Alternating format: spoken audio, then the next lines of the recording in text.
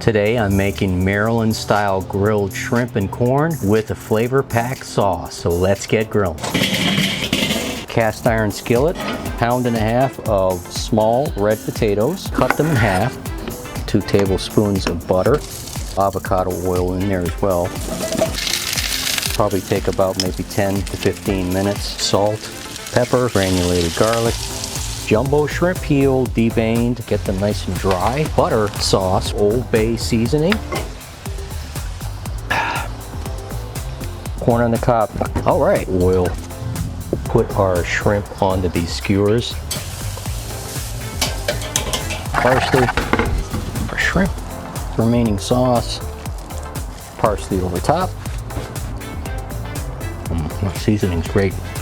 Ooh, a Maryland style, absolutely love it. Wow, delicious. Can't stop eating the shrimp.